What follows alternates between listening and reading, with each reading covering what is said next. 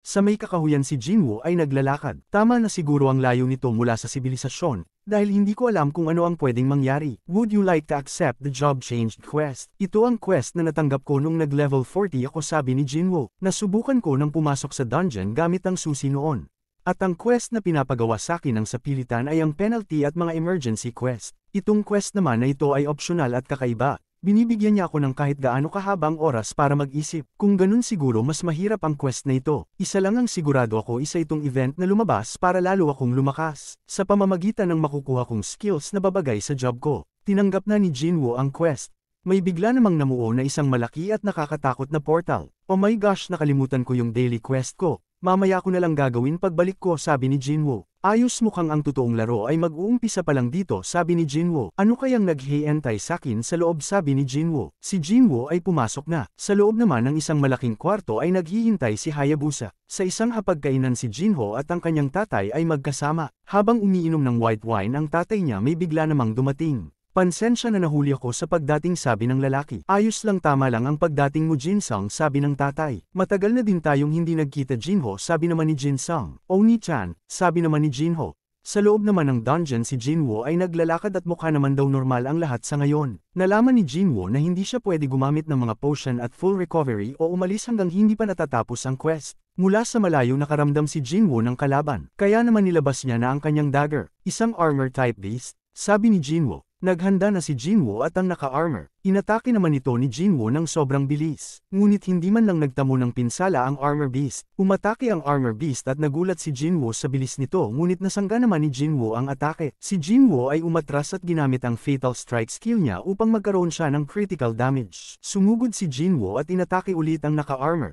Ngunit hindi rin ito gumana. Iniiwasan ni Jinwoo ang pag-atake habang nag-iisip ng paraan. Naalala niya ang ginawa niya sa Blue Fang Kasaka noon. Kaya naman isinantabi niya muna ang kanyang dagger at sinubukan niyang gamitan ng puwersa ang naka-armor. Sinisira ni Jinwoo ang armor gamit ang purong lakas niya. At ito naman ay gumana. Nasayang yung mana ko sa paggamit ng fatal strike. Hindi pa naman ako pwede gumamit ng mga potions, sabi ni Jinwoo. Hindi nagtagal, meron na ulit parating na mga kalaban. Siyempre wala kayong pakialam sa problema ko, sabi naman ni Jinwoo. Balik naman kanila, Jinho. Anong problema, Jinho? Halos hindi mo galawin ang pagkain mo, sabi ng tatay niya. Wala naman po, sabi naman ni Jinho. Jinsung, kamusta naman ang tinatayong guild? Narinig ko lahat ng binigyan mo ng offer na S-rank ay tumanggi. Totoo naman yon. Si Hunter Min Byung-go at Hunter Cha-hae-in ay tinanggihan ng alok ko, pero hindi naman yon ang issue. May mga negosasyon ako sa mga European at Middle Eastern hunters. Gusto nila pumirma ng kontrata kapag pumayag tayo sa mga gusto nila. Ganun din ang kaso kay Hunter Huang Dongso. Magaling, sabi naman ng tatay nila.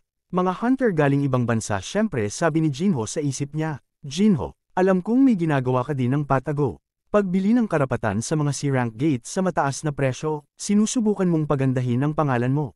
Ayos lang naman yan, pero wag mo lang subukang hamarang sa dinaraanan ko, sabi ni Jinsung.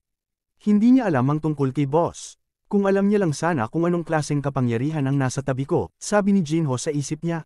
Si Jinwoo naman ay patuloy ang paglaban sa loob ng dungeon. Napabagsak na ni Jinwoo ang huling armor beast. Ngunit biglang may kalaban pala siya sa likod niya na gumagamit din ng stealth skill. So may mga beast na ding invisible dito, sabi ni Jinwoo. Magbabasa pa lang siya nang nag-pop up sa screen niya, nang bigla naman siyang inatake. Ito ay isang mage beast na nakakagamit ng light magic. Stealth at light magic, malalakas ang kalaban dito, sabi ni Jinwoo. Itong mga kalaban ko ngayon parang nakalaban ko na dati, sabi ni Jinwoo, at naalala ang mga nakaraang laban niya. Mas mahihirapan pala ako sa dungeon na ito kaysa sa inaasahan ko, sabi ni Jinwoo. May mga kainaan din sila, sabi ni Jinwoo. Knights kailangan ko ng strength, sa assassin kailangan ko ng perception, sa archer kailangan ko ng agility. Kapag walang sapat na strength di ako makakadamage sa knight. Kung kulang naman ako sa perception di ko madidetect ang stealth assassin. Ang totoong problema ko dito ay ang mage, sabi ni Jinwoo. Kailangan ko ng intellect skill para ma-counter ang mage pero hindi ako gaano naglagay ng points doon. Kaya naman sa ngayon wala akong sapat na mana. Kaya naman ngayon kailangan ko pang magtipid ng skills, sabi ni Jinwoo. Si Jinwoo ay napapagod na dahil sa taas ng kanyang fatigue. Kailangan ko ito matapos agad, sabi ni Jinwoo. Sa isang building, naglalakad si Red Hair sa hallway at nakipagkita sa iba pang hunters. Nakikitaan dito kayong lahat, sabi ni Pulang Buhok. Dumating na ang oras, dagdag pa niya. Sa loob ng dungeon bagsak na ang mga magic beast at si Jinwoo na lang natitirang nakatayo. Si Jinwoo ay umiinom at nagpasalamat sa mga magic beast dahil sa pag-drop ng maiinom. Bigla naman lumitaw sa likod niya ang mga screen. Si Jinwoo pala ay naka-receive ng isang armor. Kung iisipin hindi ko pa nasubukan magsuot ng armor, sabi ni Jinwoo. Sinuot na ni Jinwoo ang armor at nagulat ito dahil nagiging invisible ang armor. Natuwa naman siya dahil hindi niya na kailangan mag-stand out. Sinubukan niyang gumalaw at natuwa siya dahil walang bigat ang kanyang armor. Ang galing, lumakas na naman ako, sabi ni Jinwoo. May natanggap din siyang iba pang items at maraming golds. Naka-recovered na ako sa fatigue ko kaya magpapatuloy na ako, sabi ni Jinwoo. Nakarating si Jinwoo sa napakalaking pintuan. Gaano kaya kasama ang mangyayari dito sa loob ng pintuang ito? Di ako makakalabas kung hindi ako magpapatuloy, sabi ni Jinwoo at binuksan na ang malaking pintuan. Sa pagbukas niya nakaramdam agad siya nagmalakas na puwersa galing sa loob. Ito ay napakalaking kwarto na mayroong trono sa dulo. Isang throne room, sabi ni Jinwoo. Meron namang may mahabang pulang buhok ang lumabas. Dahil sa kaba, agad namang nilabas ni Jinwoo ang kanyang dagger. Ang pakiramdam na ito, naramdaman ko na ito dati, sabi ni Jinwoo. Tandang-tanda pa ng katawan ko. Ganitong-ganito ang naramdaman kong kaba noong nasa double dungeon ako, sabi ni Jinwoo. Lahat ng kaba ko nanggagaling lahat mula sa kanya, sabi ni Jinwoo. Knight Commander Igris the Blood Red, ang pangalan ng beast na ito. Red ang pangalan, ibig sabihin mas malakas siya sa akin, sabi ni Jinwoo. Wala siyang katulad sa mga nakalaban ko noong nakaraan. Ang kabalyerong nagbabante ng trono na walang tao, sabi ni Jinwoo. Si Igris ay naghanda na para sumugod. Susugod na siya, sabi ni Jinwoo. Sumugod si Igris na parang si Flash. Naiwasan naman ni Jinwoo ang ataking pwedeng tumapos sa kanya ng isang tama. Nasangga niya ang pag-atake, ngunit siya ay tumalsik sa lakas ng puwersa, at nasundan agad ito ni Igris. Hindi makapaniwala si Jinwoo sa lakas ni Igris. Patuloy na nasasangga ni Jinwoo ang pag-atake pero patuloy din ang kanyang pagtilapon. Sa bilis ni Igris, nagagawa naman ni Jinwoo ang umiwas sa mga atake nito. Sa bigat ng armor, paano siya nakakagalaw ng ganyan? Halimaw siya, sabi ni Jinwoo. Si Jinwoo ay kumilos para umatake. Si Jinwoo ay nagpapakita ng maganda at nakatama siya, ngunit hindi gumagana ang kanyang pag-atake. Umatake si Igris at nasangga ito ni Jinwoo, ngunit hindi nagtagal tumalsik na naman si Jinwoo. Pareho lang kami ng bilis, ngunit sa lakas sobrang layo ng pagitan namin, sabi ni Jinwoo. At dahil sa armor niya hindi gumagana ang pag-atake ako. Meron ba akong pag-asa para matalo ang katulad niya? Mas delikado pa siya sa inaasahan ko. Tinagaw ni Jinwoo ang kanyang dagger at nagpas siyang lumaban ng kamaulang ang kanyang gamit. Si Igris naman ay binitawan ang kanyang espada at mga punyal. Kung ganun gusto mo ng patas na laban? Iniisip mo sigurong magiging madali lang ito, sabi ni Jinwoo kay Igris. Si Chairman Go ay nagtatrabaho nang pumasok si Jin Chul. Chairman, bakit hindi ka pa umuwi, sabi ni Jin Chul. May tumatawag sa phone ni Chairman Go. Paalis na ba kayo, sabi ni Chairman. Oo, at gusto ko magpasalamat sa iyo bago kami umalis. Malaki ang pasasalamat ko sa iyo sa pag-approve ng mission na ito. Ayos lang yon. Dahil palagi mong binabanggit ang tungkol sa Jeju Island tuwing interview, napaisip ang mga tao tungkol dito kaya naman natuloy ang mission nyo. Wala naman ako masyadong ginawa, sabi ni Chairman Go. Handa na kami umalis, sabi ni Red Hair. Basta mag-iingat kayo doon, sobrang mapanganib ang Jeju Island na yun, sabi ni Chairman Go. Alam ko yun sir, ang mission na ito ay para tignan kung gaano kasama ang kalagayan sa Jeju Island. Pupunta kami sa isla para tignan kung ano ang magiging respond ng mga kalaban, sabi ni Pulang Buhok. Ang pangatlong raid sa isla, sabi ni Chairman. Para sa akin ang laban na yun ay hindi pa tapos, sabi ni Red Hair. Umatake na si Igris kay Jinwoo. Sobrang bilis, sabi ni Jinwoo. Ibinato siya ni Igris at biglang sinundan. Si Jinwoo ay na-corner at pinagsusuntok niya ito ng napakarami. At sa lakas ng huling suntok nagiba ng malaki ang pader.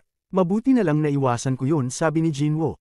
Kahit naharang ko ang mga pag-atake niya, nagkaroon pa rin ako ng damage na 500 HP. Mabuti na lang nakapaglagay pa ako ng armor kanina, sabi ni Jinwoo. Kung nataman ako ng huling suntok sigurong dead na ako. Lumalaban siya nang wala ang espada niya pero sobrang lakas niya, parents, sabi ni Jinwoo. Hindi ako makakasabay sa lakas kaya naman, bibilisan ko na lang, sabi ni Jinwoo. Ginamit ni Jinwoo ang kanyang dash skill at sumugod na kay Igris. Nagpaikat-ikot si Jinwoo at biglang sumipa, ngunit nakailag si Igris. Nag-bounce naman si Jinwoo pabalik at sinuntok si Igris, ngunit ito ay nasangga ni Igris. Nagpatuloy si Jinwoo sa pag-atake kay Igris. Di ko siya mahuli, sabi ni Jinwoo. Hinawakan naman ni Igris ang paa ni Jinwoo at binalibag sa sahig at ibinato si Jinwoo. Nag-activate naman ang passive skill ni Jinwoo na nagpapataas ng kanyang defense ng 50% kapag nasa 30% ang kanyang health points. Habang nasa ere si Jinwoo, binato naman siya ni Igris. At muling sinundan si Jinwoo para atakihin ulit. Mula sa usok umatake si Jinwoo kay Igris. Pilit lumalaban si Jinwoo para sa kanyang buhay. Si Jinwoo ay nakatama kay Igris sa leeg at napansin niyang ito ang kahinaan ni Igris. Ngunit habang nasa ere pa si Jinwoo, binugbog naman ito ni Igris. At pinatalsik at muling sinundan si Jinwoo at walang magawa sa mga pag-atake ni Igris. Pinaglalaroan lang siya ni Igris. Kitang-kita ang agwat ng kanilang lakas. Binato ni Igris si Jinwoo sa malayo. Napaupo si Jinwoo sa trono. Pagod na pagod si Jinwoo. Palapit naman sa kanya si Igris. 11 PM na at si Gina ay nag-iwan ng pagkain para kay Jinwoo at nagpatuloy na siya sa pag-aaral. Si Jinwoo ay nakaupo sa trono nagpapahinga at sinusubukang bumawi ng lakas. Habang si Igris naman ay tinawag ang kanyang espada at handa na tapusin si Jinwoo. Umatake na si Igris. Ngunit sinangga nito ni Jinwoo gamit ang kanyang kamay na merong armor. At sinabi na hindi pa siya talo. Nabitawan ni Igris ang kanyang espada. At muli namang nilabas ni Jinwoo ang kanyang dagger at tinusok si Igris sa leeg. Binuhat at tinulak naman ni Jinwoo si Igris hanggang mabalibag si Igris sa pader.